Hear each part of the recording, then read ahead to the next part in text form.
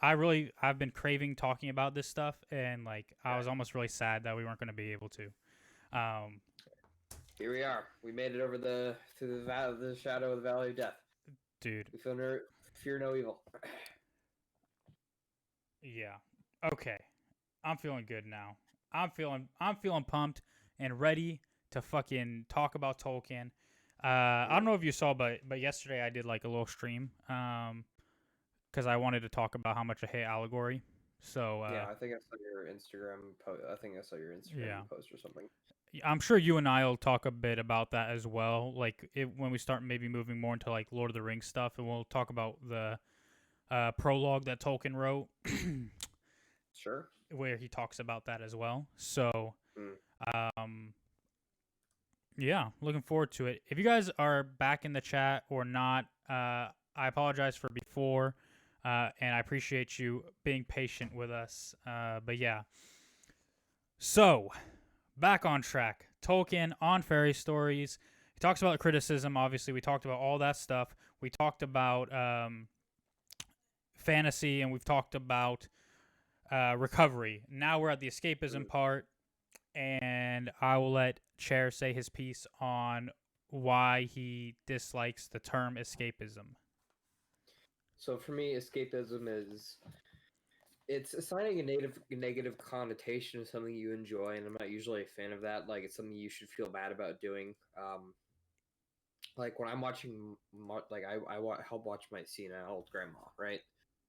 And the thing about watching her is that it's not exactly the easiest thing in the world.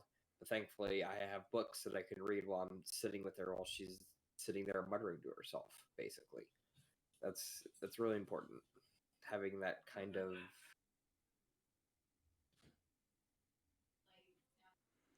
that kind of ability to get away from everything, just totally check out, essentially.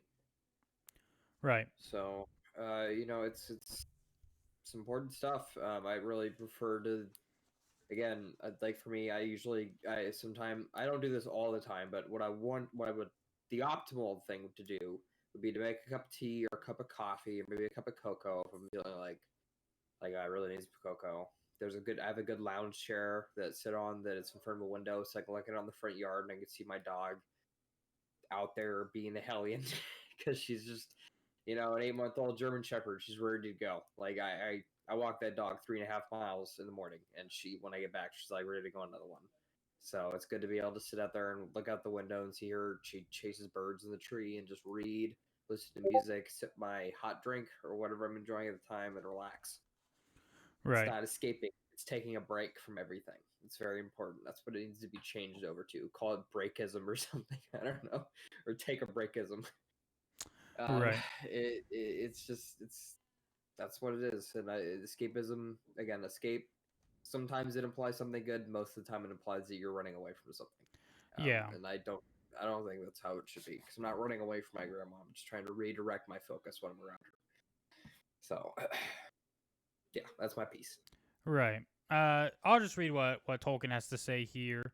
I know we have different books, so I don't know exactly where it is in your book, but uh I'll look for you while you're reading. yeah. Let me try to hunt you down. So Tolkien says, I have claimed that escape is one of the main functions of fairy stories, and since I do not disapprove of them, it is plain that I do not accept the tone of scorn or pity with which escape is now so often used, a tone for which the uses of the word outside literary criticism give no warrant at all. In what the misusers of escape are fond of calling real life, escape is evidently, as a rule, very practical. It may even be heroic. In real life, it is difficult to blame it unless it fails. In criticism, it would seem to be the worse. The worse, the better it succeeds. Right? Escapism is worse for you if it's more successful at being that thing. Um, Evidently, we are faced by a misuse of words and also by confusion of thought. Why should a man be scorned if, finding himself in prison, he tries to get out and go home? Or if, when he cannot do so, he thinks and talks about other topics than jailers and prison walls? The world outside has not become less real because the prisoner cannot see it. In using escape in this way, the critics have chosen the wrong word, and, what is more, they are confusing, not always by sincere error, the escape of the prisoner with the flight of the deserter. Just so a party spokesman might have labeled departure from the misery of the Führers or any other Reich and even criticism of it as treachery, in some, the way these critics, to make confusion worse, and so to bring into contempt their opponents, stick their label of scorn not only on to desertion, but on to real escape, and what are often its companions disgust, anger, condemnation, and revolt. Not only do they confound the escape of the prisoner with the flight of the deserter, but they would seem to prefer the acquiescence of the quisling to the resistance of the patriot. To such thinking you have only to say, the land you loved is doomed, to excuse any treachery, indeed to glorify it. That's a lot, and it takes some rereading to understand fully what Tolkien is saying here. But I like his, if I could just comment just real quick Yeah. on initial impressions.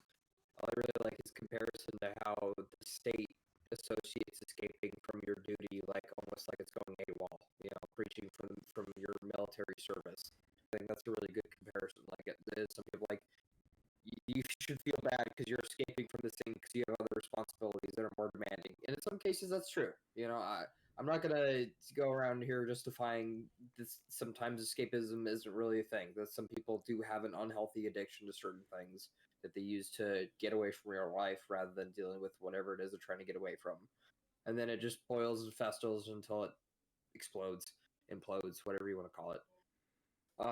But that comparison he made is it's perfect, spot on. That's why he's the Oxford professor. right, I mean, I think part of what he's saying obviously is like he's addressing critics again, once again, like critics kind of have it wrong, right? And they criticize escapism. They criticize, the desire to be somewhere you're not, or the desire to be on a tale about hunting dragons rather than deal with your own misery or whatever in life, right? Or whatever have you. My camera has froze. I will replace it with a different camera. Hello. But he's also saying, there we go. Okay. Yeah, there's quite a lot Tolkien's talking about here. When he talks about how these people criticize you for wanting to escape your real world woes or whatever else, he's saying, well, do you criticize people who spoke out against injustice in their own country, right? Like he mentions the Führer, right? And obviously, the Third Reich, Hitler, right? He's talking about things that actually happened where, from the outside, a lot of us, well, not a lot of us, because, obviously I wasn't alive then, but a lot of people did, from the outside, say, oh, what's going on there is wrong, right? And people on the inside knew it was wrong too, but somehow a whole world allowed it to happen. Yep.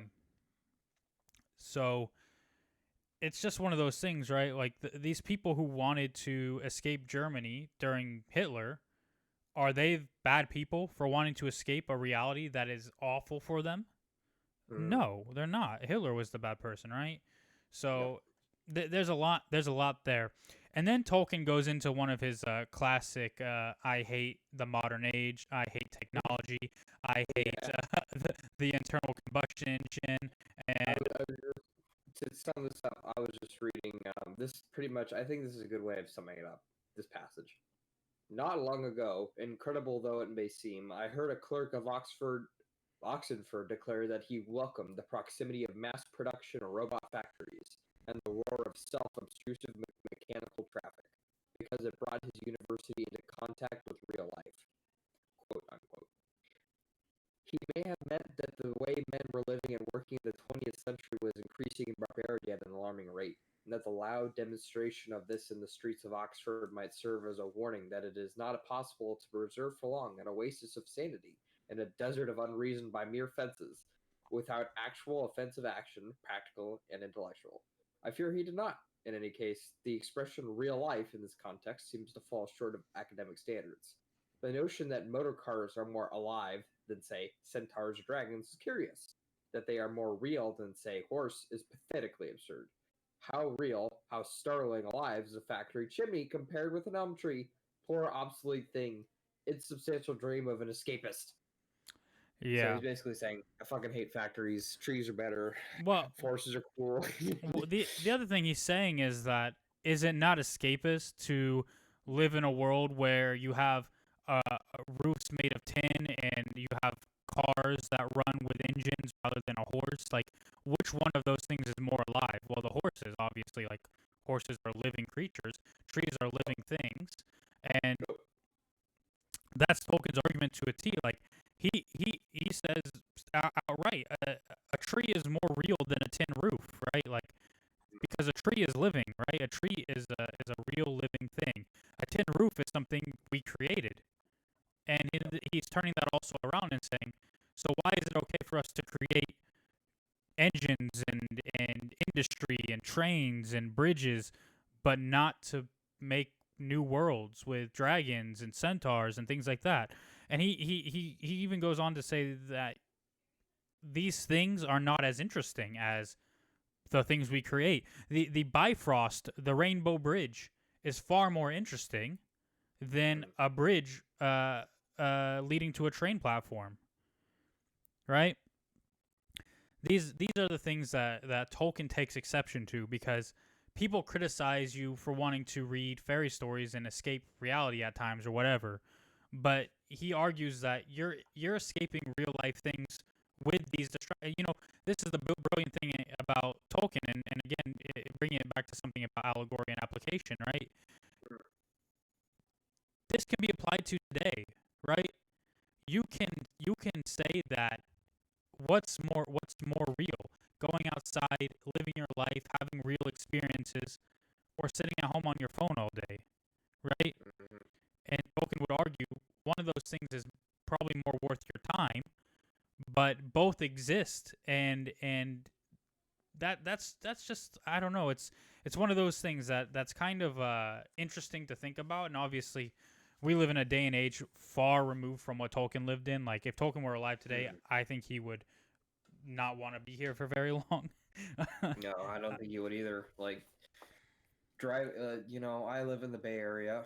You lived in the Bay Area for a good portion of your life as well. You know what it's like as soon as you get into Antioch, it just turns into kind of like one giant city that's all meshed together.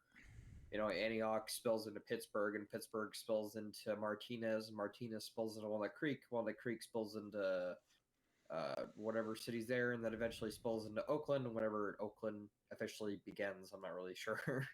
um, and then Oakland just is literally on the other side of the street, on the other side of the road from San Francisco. There's only a big body of water in between the two, some of the biggest cities in the Bay Area. Yeah, They're ironically, like a bridge separates Berkeley from San Francisco, but on a good day, it'll take you an hour and a half to get into there. Yeah. So it's just, and whenever you go there now, it just feels so panicked and cramped, and people are ignoring like street law. Like, I hate, like, all my friends are trying to move into the city right now because it's becoming cheaper, because the giant piano that was hanging over San Francisco's head, which is the completely and totally unlivable rent that would eventually just force everybody to leave, is finally coming due, and everybody's just leaving. So now the rents are dropping, but it's like kind of late for that. Or maybe it's not. I don't know, because I just have some friends that are moving to SF because the rent prices dropped like 50%. So it's just strange to me because I've only spent 4 or 5 nights in the city, and I could never handle it. One time it was 2 nights in a row, the other time it was 3 nights in a row, and it was just the worst, man. Yeah, man. I Like, I'm not a it I'm not a just fan of San Francisco. yeah, I'm not a fan of many cities like at all. I just don't like that many people being crammed together, stacked on top of each other, kind of like rats, Like fucking like sardines cages. in a can. Yeah, well, like, you look at apartment building, it's just people in their own little cages. Yeah. It's different floors. It's just, I don't know. Uh, And I just go ahead. I was just gonna bring it back to escapism. Yeah. Unless you have something else. No, I just think you're right. We live in probably the most industrialized age, the most highly industrialized age in a while. Actually, the most industrialized age of all time, and probably, if we really think about it, if I gotta be honest, this is kind of preachy, but probably the most materialistic age of all time as well. People today are just exceptionally materialistic to a point of like where it's almost kind of like a bad joke, Right. Uh, uh, I think Tolkien is someone who opposed materialism to at its core. At a core of a lot of his beliefs is he believed that very tangible things, trees are alive, horses are alive. These are things that are alive not because of us; they're alive independent of us. Much like he described his elves being in the humans and everyone else being independent of each other in the world of Fae. Right. And those add a certain quality to them. I think. I have a dog. I'm watching her. She's only 8 months old. I'm watching her grow up in front of my eyes. It's interesting to see. It's an interesting process to watch than getting a car that'll never change unless you yourself buy different parts for it or move it around or some such. But it'll never grow or it'll never become a better version of itself unless you. Right. And then at the end of the day, like upgrading the car really isn't what I would call growing. It's just more like purchasing. Yeah. If that makes sense. Yeah. Well, and it's also I don't think like I think it's much different. Like people might have this idea of Tolkien, like especially the way we're talking, like he just hates real things or like not real things. He hates like created things like engines and all this stuff, which he does, but he doesn't hate Mm, all innovation, right? Like even yeah. in Hobbiton, they have like a mill and stuff, like things that They have are plows. Yeah, they right, have plows. They have a forge. Metallurgy is something he believes in. Swords play a very like swords and smithing. Dark Lord Sauron was. No, wait, he didn't make the whoever made the rings. He had a Celebrimbor or whatever his name was. He had a really good story in the Shadow of War games. He always emphasized craftsmanship too in a lot of his descriptions about the hands of men that made this wall or some such. All that good stuff. right, Statues too. That guy really loves statues. yeah.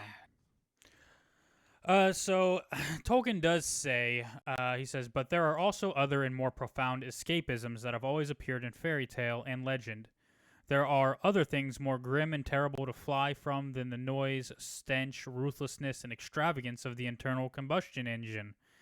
There are hunger, thirst, poverty, pain, sorrow, injustice, and death. And even when men are not facing hard things such as these, there are ancient limitations from which fairy stories offer a sort of escape, and old ambitions and desires, touching the very roots of fantasy, to which they offer a kind of satisfaction and consolation. Some are pardonable weaknesses or curiosities, such as the desire to visit, free as a fish, the deep sea, or the longing for the noiseless, gracious, economical flight of a bird, that longing which the aeroplane cheats, except in rare moments, seen high and by wind and distance noiseless, turning in the sun, that is precisely when imagined and not used. There are profounder wishes, such as the desire to converse with other living things.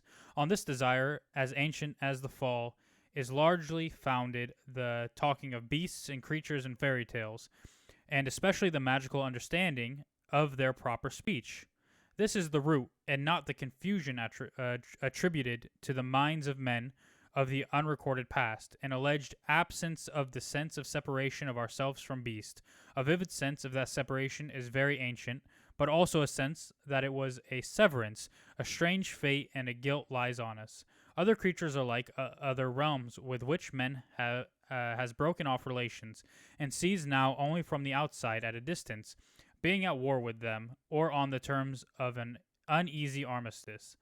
There are a few men who are privileged to travel abroad a little. Others must be content with travelers' tales, even about frogs. And speaking of that rather odd but widespread fairy story, the Frog King, Max Mueller asked in his prim way, how came such a story ever to be invented? Human beings were, we may hope, at all times sufficiently enlightened to know that a marriage between a frog and the daughter of a queen was absurd. Indeed, we may hope so, for if not, there would be no point in this story at all, depending as it does essentially on the sense of the absurdity. Folklore origins, or guesses about them, are here quite beside the point. It is of little avail to consider totemism. For certainly, whatever customs or beliefs about frogs and wells lie behind the story, the frog shape was and is preserved in the fairy story, uh, precisely because it was so queer and the marriage absurd, indeed abominable. Though, of course, in the versions which concern us, Gaelic, German, English, there is in fact no wedding between a princess and a frog. The frog was an enchanted prince, and the point of the story lies not in thinking frogs possible mates, but in the necessity of keeping promises, even those with intolerable consequences, that, together with observing prohibitions, runs through all fairyland. This is one of the notes of the horns of Elfland, and not a dim note. Wow, that was 2 pages of a paragraph, and there's a lot to kind of break down there. This whole page is just one paragraph. He's like one of the only writers that could probably get away with that too. Yeah. So first of all, he talks about this is one of the brilliant things, right? He's saying, there are things that are worth escaping in our world: hunger, thirst, poverty, pain, sorrow, injustice, death. These are all things we would like to escape from. Fairy stories offer that escape. Not only that, but we all have some kind of curiosity or desire to know what it's like to swim in the deep sea, to know what it's like to fly as a bird, to be able to. What if we were able to speak to animals? That's a human desire, right? And he kind of goes on to say, well, men kind of, we can't talk to animals because of ourselves, pretty much, right? But, yep.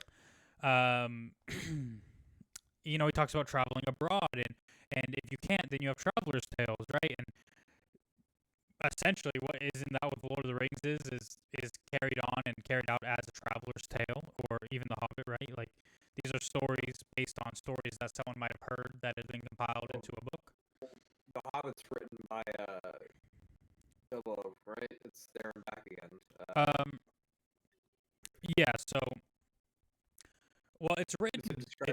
It's parts of it are written by Bilbo, and parts of it are written by Tolkien as someone who has heard the tale, and parts that are considered less credible may have been parts he heard from someone who was less credible, or whatever. And it's the same with the Lord of the Rings, right? Like, there are parts where it's like, well, this might have been something that Sam heard from someone and included it in the Red Book of Westmarch, which he ultimately wrote, which is the in-world book of the Lord of the Rings.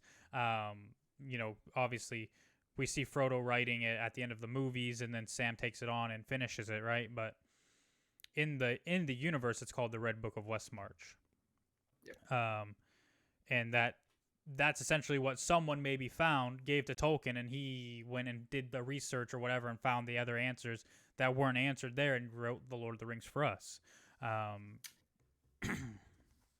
So, yeah, and then this is a great bit where he says, a marriage between a frog and a princess is absurd, but if it wasn't, there'd be no need to write a story about it, right? Like, the idea is, it doesn't exist in our world, so someone should write a story about it, right?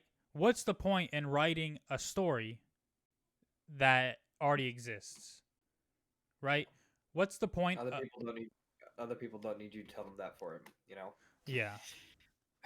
Like, again, what's the point of? I mean, look, there's a conversation to be had about this next part. I'm gonna say, like, people could easily have a good discussion and argument about the pros and cons of this, but really, what's the point of writing something that is just superheroes representing the civil rights movement? Yeah. Why not just read about the civil rights movement at that point, right? Yeah. Like nonfiction. I really I read very exclusive not exclusive, but I just read history books, right? That's what I read for nonfiction. It always blew my mind that there are people that read these great dramas that were about these casts of these historical characters and set in high times and blah, blah, blah. I'm like, well, couldn't you just go read the history book and see what they actually said? Why does there need to be this dramatic twist placed onto something? At least for me. I don't know. That could be me being a bitter old man, but Right. And the largest point Tolkien has, which he says in a later paragraph somewhere, is that fairy stories do something other stories do as well, but they do it perhaps better than any other story, right? And they fulfill our deepest desire as humans, escaping death. mm, Um, and that's true. We all know that one day we're gonna die, but for some reason we all fight it until the end, because if you're not fighting it, you're not really living, are you? Right? Like, um, and so Tolkien does talk about how fairy stories really fulfill that, and not only that, I mean, elves are deathless. Elves don't die, right? They're immortal. But these aren't stories written by elves. These are stories written by humans about elves, right? And it helps explore this idea of deathlessness and why maybe it's not the best fate for everyone, right? mm, Um, Even elves couldn't stay in our world forever. Their time ended, their place ended, and it was the time of men who are mortal, who eventually die. And so these are important themes to discuss, right? mm, absolutely. um, do you have anything else on escapism before we move on to consolation? No, I think we covered it all. Cool. Uh, so this is what Tolkien has to say about consolation. He says the consolation of fairy stories has another aspect than the imaginative satisfaction of ancient desires. That's what escapism is. It's a satisfaction of ancient desires that we're escaping to learn. Blah blah blah. Right? That's what he's saying there. Far more important is the consolation of the happy ending. Almost, I would venture to assert that all complete fairy stories must have it. At least I would say that tragedy is the true form of drama, Shakespeare, its highest function, but the opposite is true of fairy story. Since we do not appear to possess a word that expresses this opposite, I will call it eucatastrophe. The eucatastrophic tale is the true form of fairy tale, and its highest function. Does he explain what it means? He does. I was going to explain it, but he explains it. I'll continue reading. The consolation of fairy stories, the joy of the happy ending, or more correctly, of the good catastrophe, the sudden joyous turn, for there is no true end to any fairy tale. This joy, which is one of the things which fairy stories can produce supremely well, is not essentially escapist nor fugitive. In its fairy tale or other world setting, it is a sudden and miraculous grace, never to be counted on to recur. It does not deny the existence of discatastrophe, of sorrow and failure. The possibility of these is necessary to the joy of deliverance.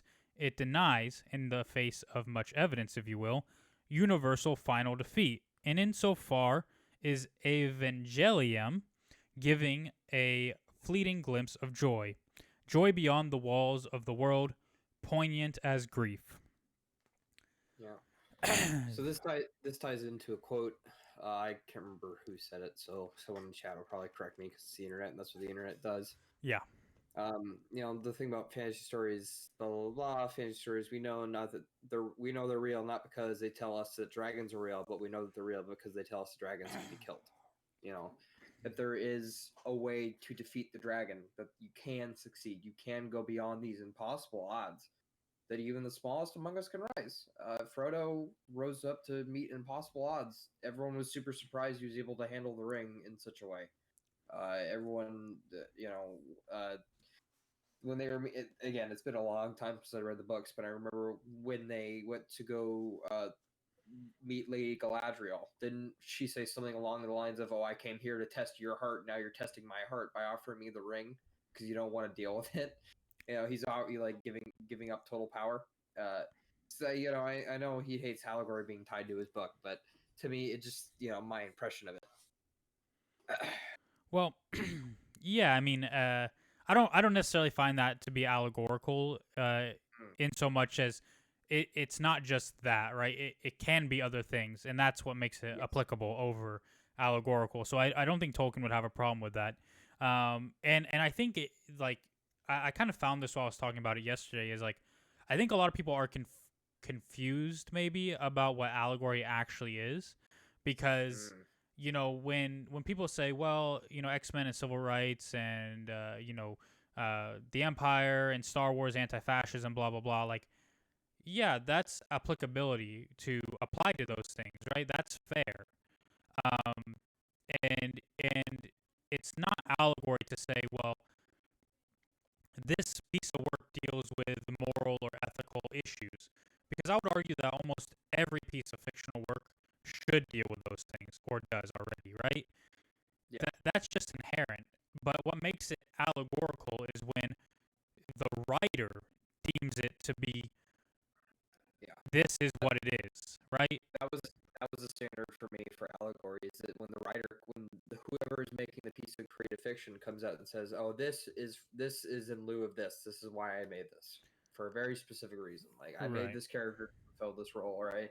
This scene is supposed to be representative of the scene. That's me when it transitions into allegory." Yeah, and Tolkien described allegory as the willful domination of the writer, right? Mm. And that's the problem I have with allegory, which I didn't express well yesterday. I think allegory takes all the power away from the reader if you allow it to, right? And Mm. that's where the issue lies, Well, because it's the writer, like you said, the writer attempting to come back, and J.K. Rowling is a classic example of this when she's trying to retroactively fix, like change essentially the Harry Potter as we knew it, and put in themes and things that most readers did not pick up on their first, second, third, or fourth reread of the books.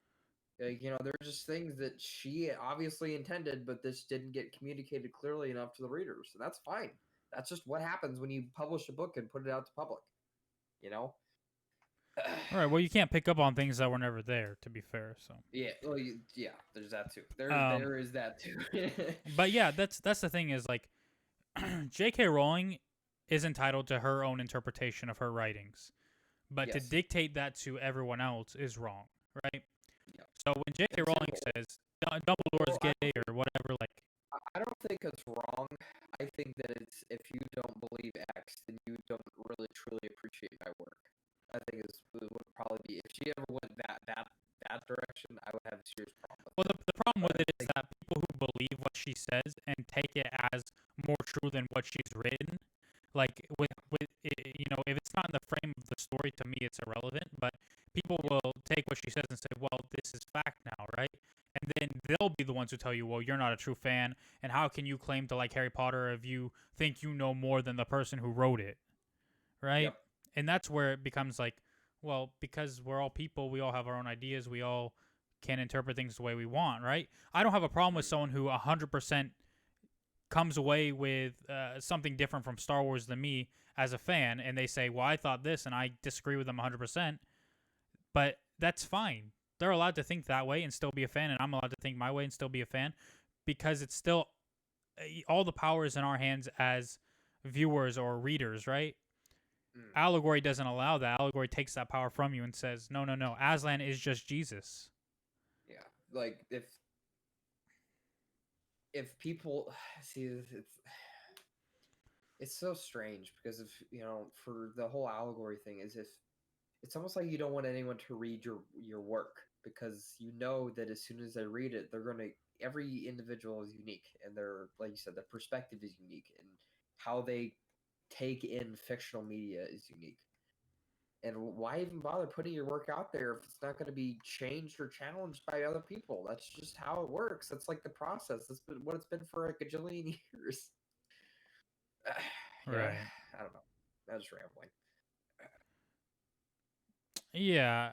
No, no, I get what you're saying though, and it's like I feel that the same way. Like, and you mentioned what I put on Instagram, and dude, it's so true though. Like, if a book is written, during the Civil War in the United States, and the only thing it is an allegory for the Civil War, and then Mm, someone reads it in 200 years, not knowing what the American Civil War was, and they love the book and completely understand the themes of it, and then someone who did know what the Civil War was like, dude, but you didn't get that? You don't understand it then. There's no way you can understand it. Like, you shouldn't have to know a historical context of something to understand it. And if you do, then it's just not great literature, in my opinion. And I was watching some people. I was actually listening to it on the podcast for Tolkien. I'm not going to name the name of it. I'm not really calling them out, but I'm just saying they were trying to explain that Lord of the Rings, while not like 100% being this, was a good way of looking into the mindset of a post World War One, like how people viewed industry after World War One. Like that was what Tolkien is expressing, and his hatred of things that are not alive is not just like himself. There's also the feeling of a lot of people that were probably firsthand witnesses to the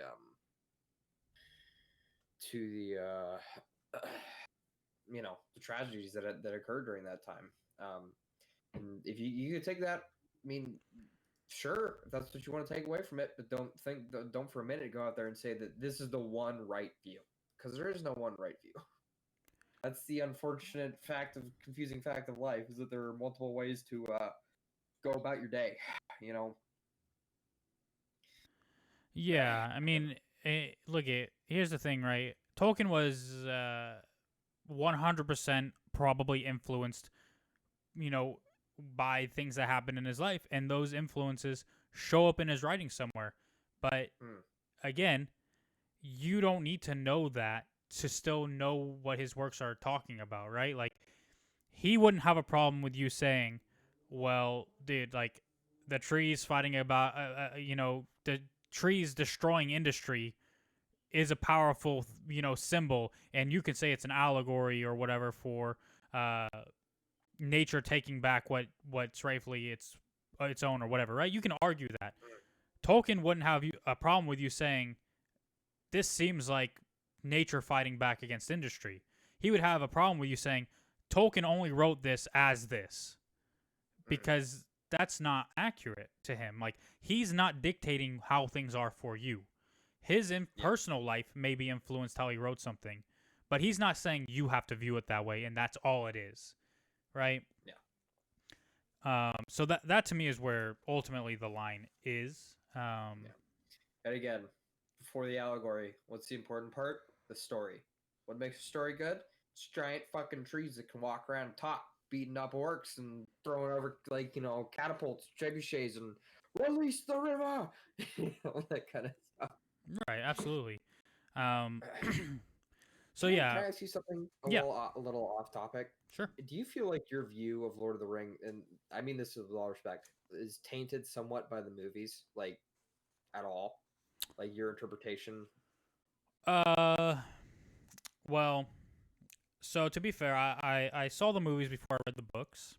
Same. I'm in the exact same boat, so don't worry about me being all judgy and stuff. No, it's all good. I mean, to put it in perspective, I mean, I was born in the early '90s. You were born in the mid '90s. So when I was 7 years old, the first Lord of the Rings came out, 7 or 8. You would have been 6, 5 or 6 or whatever. I remember watching it in theaters. Yeah, and look at I recommend for anybody to read Lord of the Rings, but I'm sorry, a 7 or 8-year-old is probably not going to really understand it or be interested enough to get through it. Yeah, especially Tom Bombadil, hi ho. Like, what is this? Right. This is made for 6-year-olds. And it's not like it's not like Star Wars where the movies all come out 3 years apart or whatever. Like, these movies were back to back to back, 2001, 2002, 2003, right? That's easier to consume for a 7, 8, 9-year-old than the Lord of the Rings books are, right? When I first read Lord of the Rings, it was because I enjoyed the movies. Yeah. And one of the best things about reading the books to me was I looked forward to the parts that were similar to the movies to see how they were different. And obviously there were going to be differences. I mean, Aragorn is almost a completely different character in the movies than in the book, which is fine. I wasn't tainted by the viewing of the movies because as I got older, I dove more into the literature side than the movie side. And I learned to separate my ideas of the movies from my ideas of the books, which I think is hard to do in general because we're always comparing them. And I grew up in a household of academics and my parents always saying to me, books are always better than movie versions of those books. And that was like Mm, an unequivocal thing, which growing up you kind of realize isn't always true. mm. When you're a kid, you think, well, movies are great and books are stupid because I don't like reading or whatever. Like some kids don't like reading, Well, right? I was the opposite. I was a reader. I was a big reader as a kid growing up. Yeah, And I only ask because I was watching the animated Lord of the Rings, not the Hobbit animation, but the Lord of the Rings in 1970. And I gotta be honest, like the animation quality is just beautiful in some parts. I gotta be honest, I And hate the animation well, why? because it seems like on Not the Hobbit, the Lord of the Rings animation, right? no, That's what you yeah, want. yeah, the Lord of the Okay. Rings animation. I don't mind the up close animation, but when things are at a Mhm. distance, it almost Oh seems yeah, like it's on a stage set with like actual people, like the way the there are some faces look parts. and stuff. Yeah, And I don't there are like definitely that. some parts where I think the budget fell through. Um, Yeah, sorry. but yeah, dude, I feel like if you watch that And cartoon and watch the movies, like they're almost two different things, you know? exactly, and that's it. Like to me, it was just so strange. It was almost surreal because it's the best way to juxtapose it. It's two completely different takes on the same work. Uh, Peter Jackson's films are epic, and they have the sweeping orchestra, and they have these A-class actors. That's great. But this animation studio, even for all the pitfalls it had, some of the like the meeting scene in the tavern, for instance, when they're meeting with Aragorn, how fluid the animation is.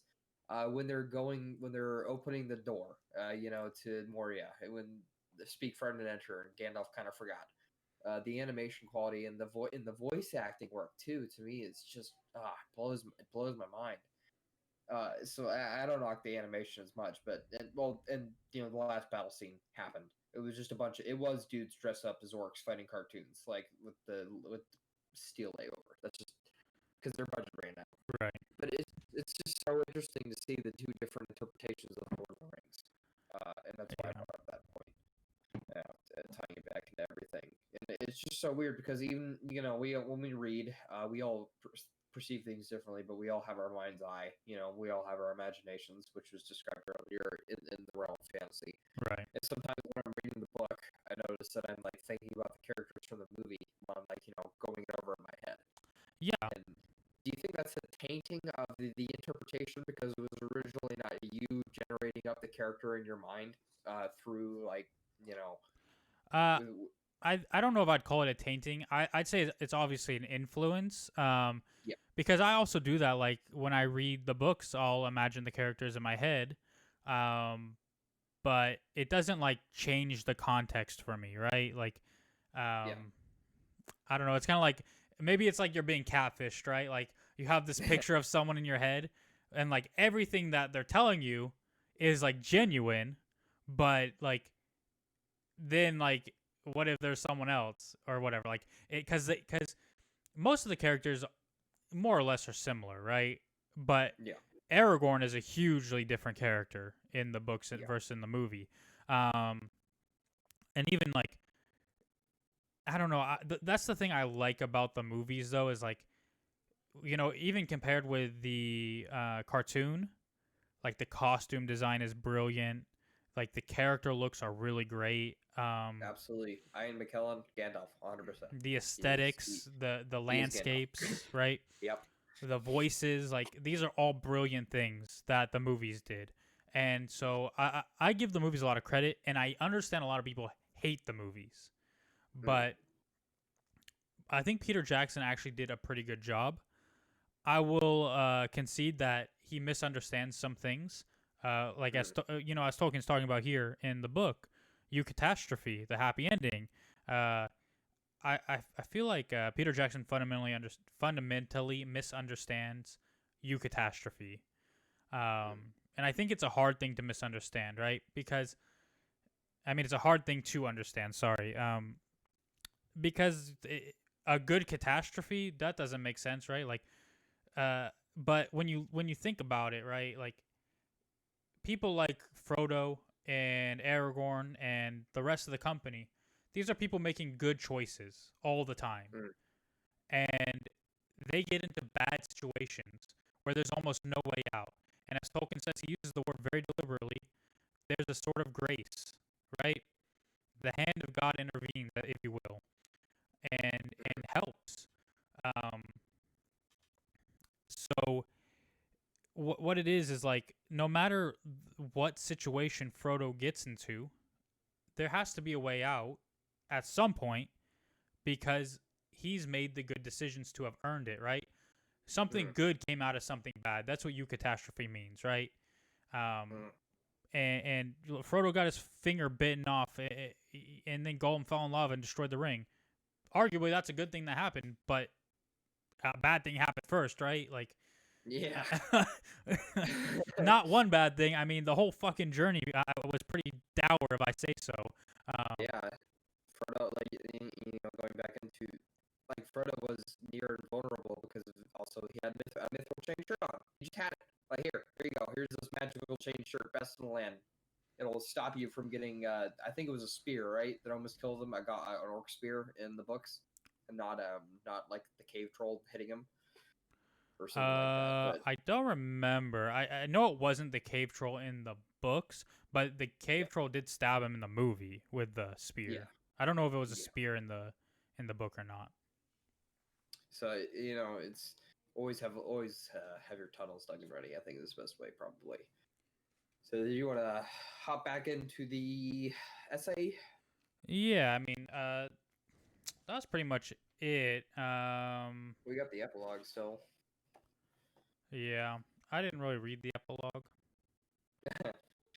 Did I?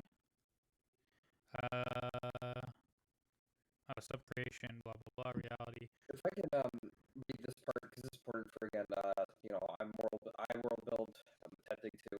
This is something that I took a lot of personal, like this epilogue is something I take a lot of personal influence from. I think a lot of wisdom. There's a lot of good wisdom here for world building. I just have one part highlighted here is that probably every writer making a secondary world, a fantasy, every sub-creator wishes in some measure to be a real maker, or hopes that he is drawing on reality, hopes that the peculiar quality of the secondary world, if not all the details, are derived from reality, or flowing into it. So, that's one of the most difficult parts of. I'm reading the Dragonlance Chronicle right now. Great book. They're a lot of fun. It's just for me, it's so disconnected from our world. It's so fantastical to a point where it's almost, I don't know. There's almost like a veneer, something covering the lens when you're reading this book. If you read like a book, like maybe a comic that's just so mired outside of our world that it's almost like you're just disconnected from it almost in a way. Yeah, of course. I mean, there's always things like that. That's what we always come back to. Like whenever we talk about Star Wars or anything else, like we always come back to why it works in the end is because it's a human story, despite whatever else is a part of it, right? Yeah, and then too, there are properties from our world that are taken into like gravity in Star Wars. It still like works like gravity. Everybody breathes oxygen. Everybody drinks water. People eat food. All these sorts of things. People when it's a dangerous trap when you're trying to create your own secondary world and you just try to tie it too much into ours. You just need just the right amount. That's a very difficult thing to get to. Ugh. Right. Um, maybe I'll read. I did read the epilogue, by the way. Just looking at it Good. again, like I'm like, oh yeah, I did read this. The epilogue really talks a lot about subcreation and the primary world versus a secondary created world, and really Tolkien's religion, right? Which again is another thing that like is a part of the books, but it's but not really, right? Like you could tell he was influenced by his religion when he wrote The Lord of the Rings, but it's not like primarily there, and he purposely kept it out of there as much as he could, right? There are no priests in The Lord of the Rings. There are no rabbis or whatever. There's no reference to Jesus, or the Holy Spirit or some such. Right.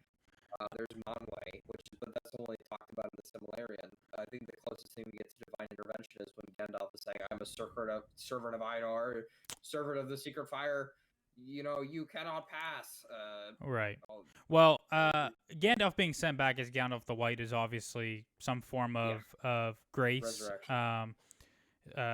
And Manwë isn't mentioned by name, but Manwë is alluded to when it comes to after Aragorn gets the army of the dead. The ships are never going to make it to the battle in time, but they get a favorable wind, is what it's called, and that's Manwë.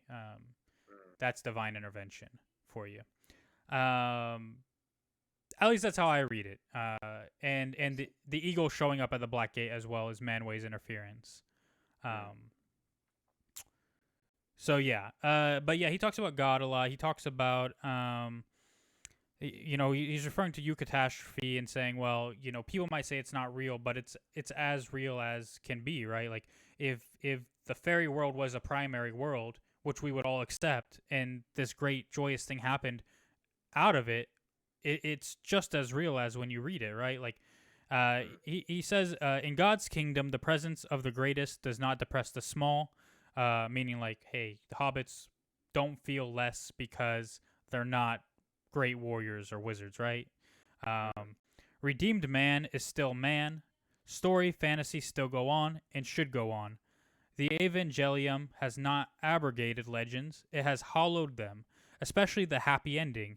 The Christian has still to work, the mind as well as body, to suffer, hope, and die, but he may now perceive that all his bents and faculties have a purpose, which can be redeemed. So great is the bounty with which he has been treated, that he may now, perhaps, fairly dare to guess that in fantasy he may actually assist in the affiliation and multiple enrichment of creation. All tales may come true, and yet, at the last redeemed, they may be as like and as unlike the forms that we give them as man, finally redeemed, will be like and unlike the fallen that we know. It's a long way of saying we create because we were created again.